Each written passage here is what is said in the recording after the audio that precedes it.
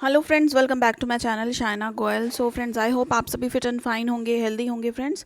So in today's video we are going to discuss about the role of MHRD या फिर ministry of education in policy formulation.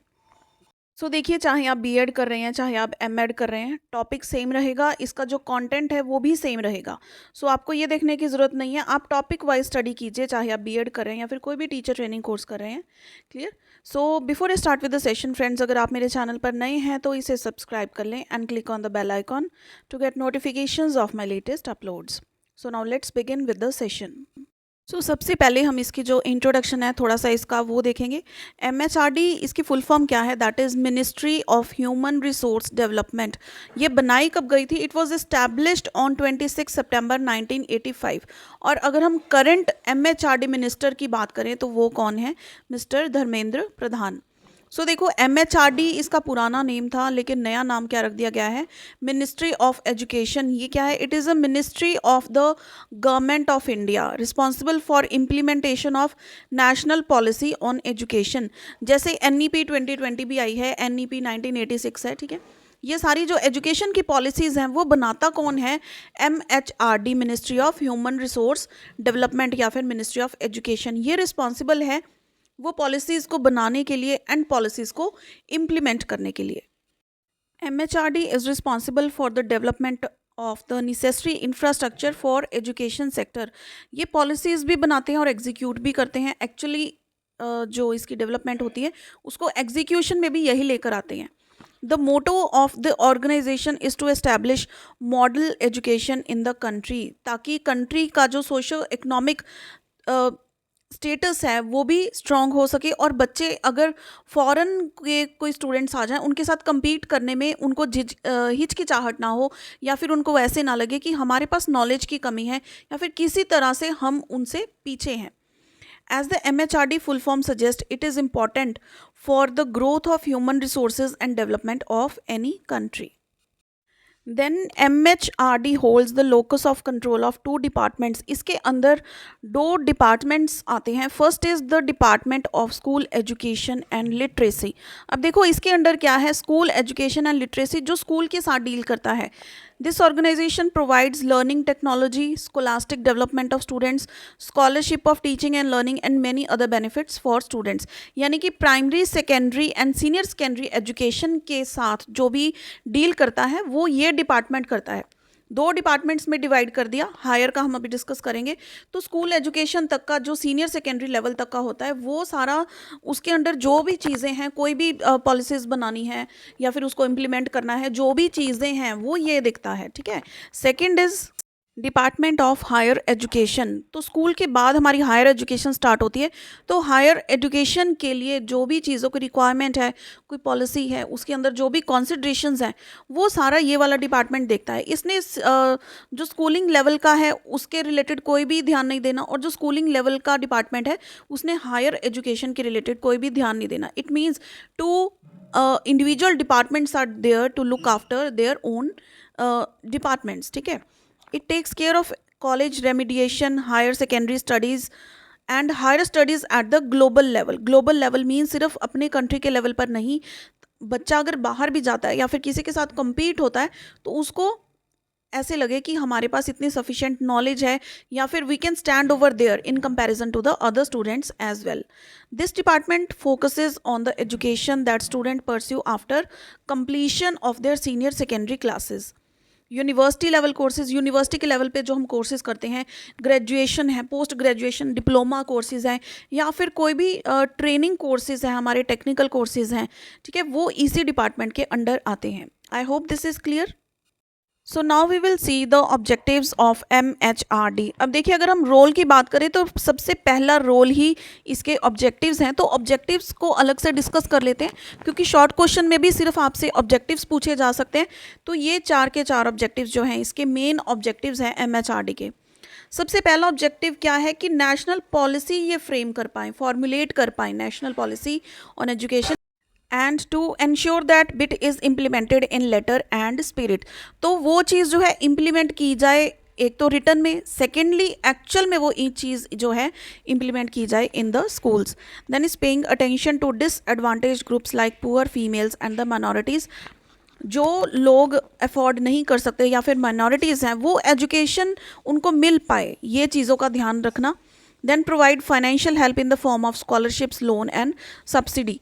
Financial help मिल पाए, अगर कोई finance के कारण, कोई पैसे की कमी के कारण नहीं पढ़ पा रहा है, तो वो फैमिलीज़ को लाइक सब्सिडी हो सकता है, लोन, एजुकेशन लोन्स होते हैं, बच्चों को स्कॉलरशिप दी जानी चाहिए।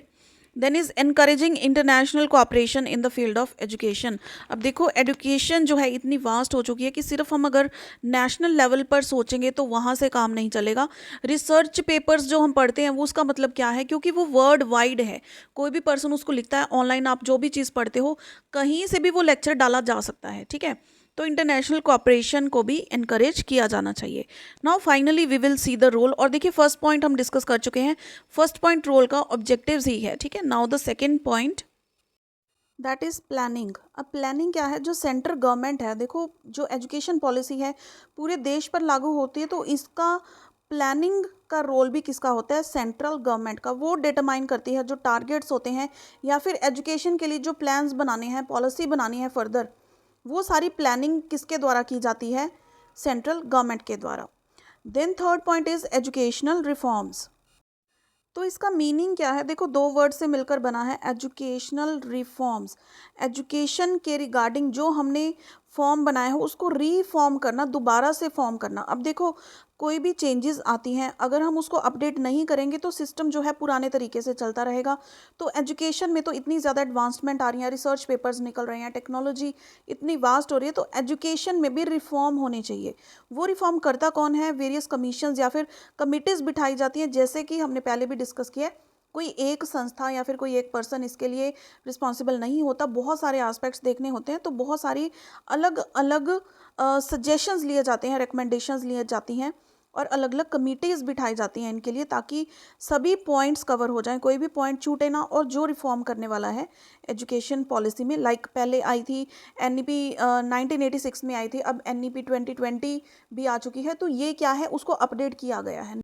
Next is the organisation. अब देखो हम कोई पॉलिसी बनाते हैं ताकि उसको इम्प्लीमेंट कर सकें, इम्प्लीमेंट करेंगे तो हमें पता लगता है कि कोई प्रॉब्लम्स तो नहीं आ रही, वो सारी चीज़ें पहले देखी जा चुके हैं। तो ऑर्गेनाइजेशन इस तरह की होनी चाहिए, ये एक रोल है, ठीक है, एमएचआरडी का, कि उसकी ऑर्गेनाइजेशन पर भी ध्यान दिया जाना चाहिए कि जब हम उसको इम्प्लीमेंट करें तो बहुत स्मूथली वो एजुकेशन सिस्टम में, हर इंस्टीट्यूशन में वो अच्छे से वर्क कर पाए और टीचिंग लर्निंग का जो प्रोसेस है वो इफ़ेक्ट ना हो ज़्यादा, या फिर हम कोई जैसे एजुकेशनल रिफॉर्म्स भी करते हैं तो वो भी इम्प्लीमेंट अच्छे से हो पाएँ और एजुकेशन सिस्टम में अच्छे से वर्क कर पाएँ।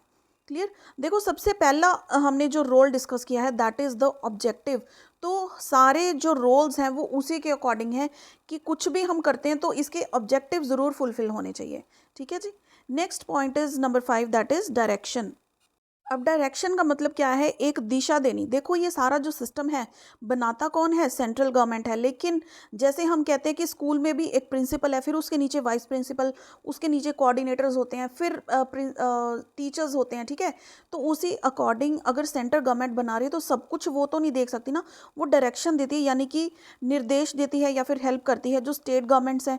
स्टेट गवर्नमेंट्स फर्दर जो प्राइवेट या फिर गवर्नमेंट स्कूल्स होते हैं उनको बताते हैं कि आपको ये पॉलिसी इस तरह से इम्प्लीमेंट करनी है, ताकि जो एजुकेशन का प्रोसेस है वो बिल्कुल सही ट्रैक पर चल पाए। और ये जो एमएचआरडी है या फिर एमओई है, ये करती कैसे है, through the cab, central advisory board of education, ठीक है। ये बहुत मेन चीज़ है। जैसे हमने दो डिपार्टमेंट्स डिस्कस किए थे स्टार्टिंग में कि दो डिपार्टमेंट्स अलग अलग हैं, हायर एजुकेशन के लिए अलग है जो इसका ध्यान रखता है मिनिस्ट्री, ठीक है, एंड जो primary secondary and senior secondary है वो अलग डिपार्टमेंट है। तो प्राइमरी सेकेंडरी सीनियर सेकेंडरी का जो डिपार्टमेंट है that is related to CABE, central advisory board of education. Next point number 6 is control. अब कंट्रोल में क्या है कि सेंट्रल गवर्नमेंट अपने हाथ में कितना रखती है, लोकल गवर्नमेंट्स को वो कितनी कंट्रोल देती है, या फिर स्टेट गवर्नमेंट कितना कंट्रोल कर सकता है, ठीक है। हर किसी को अपने अपने अकॉर्डिंग प्रिविलेज देनी या फिर एक पावर देने की, कितना कंट्रोल है आप लोगों के पास, वो सारा ये डिवाइड करती है कि लोकल बॉडीज़ को कितना कंट्रोल मिलेगा, स्टेट को कितना मिलेगा, और सेंटर के पास तो सारा कंट्रोल होता ही है, ठीक है। Then comes the pilot projects. सबसे पहले तो ये पता होना चाहिए कि पायलट प्रोजेक्ट्स का मीनिंग क्या है। पायलट प्रोजेक्ट्स होते हैं जो स्मॉल स्केल कोई भी प्रोजेक्ट होते हैं, जो हम कहते हैं कि एजुकेशन सिस्टम के अंदर वो एज अ करिकुलम एम्बेड नहीं किए गए, लेकिन स्मॉल स्केल इम्प्लीमेंटेशन होती है उस चीज़ की, किसी भी प्रोजेक्ट या फिर किसी भी आइडिया को प्रूव करने के लिए, उसकी वैलिडिटी चेक करने के लिए, या फिर कितना वायबल है वो, ये चीज़ें देखने के लिए पायलट प्रोजेक्ट्स बनाए जाते हैं। तो अगर हम MHRD की एजुकेशन सिस्टम में बात करें तो यहाँ पे भी पायलट प्रोजेक्ट्स होते हैं, लाइक जो भी रूरल यूनिवर्सिटीज़ होती हैं उनके लिए है, ठीक है, कोई टेक्स्ट बुक्स के लिए बनाए जाते हैं। तो ये सारे बनाती कौन है? मिनिस्ट्री बनाती है। Now next is the clearing house role. अब जो मिनिस्ट्री ऑफ एजुकेशन है अंडर MHRD, उसके पास एक क्लियरिंग हाउस रोल होता है, यानी कि यहाँ पर बहुत सारी यूजफुल इंफॉर्मेशन। अब बेसिकली क्लियरिंग हाउस का एजुकेशन में मीनिंग क्या है? ये एक ऐसी जगह है जहाँ पर कोई भी बेस्ट प्रैक्टिसेस होती हैं, या फिर जो टीचर्स हैं, एक्सपर्टीज़ हैं, उन्होंने अपने यहाँ पर लेसन सीखे हैं वो शेयर करते हैं, या फिर कोई भी अर्ली चाइल्डहुड प्रोग्राम्स होते हैं, ठीक है, इंस्टीट्यूशंस ऑफ हायर एजुकेशन के लिए होते हैं, कोई टेक्निकल असिस्टेंस सेंटर्स हो गए, स्टेट्स के हो गए, ये सारे क्या हैं? क्लियरिंग हाउस में होते हैं, जहाँ पर शेयर करते हैं वो एक दूसरे के अपने रिसोर्सेज, या फिर जो भी लेसन्स लर्नड होते हैं वो सबमिट किए जाते हैं। Now next is liaison with UNESCO. तो लाइसन का मीनिंग क्या है? Communication between the two parties, ठीक है। यहाँ पर दो पार्टीज क्या हैं? First is our ministry of education, और दूसरी पार्टी क्या है? यूनेस्को।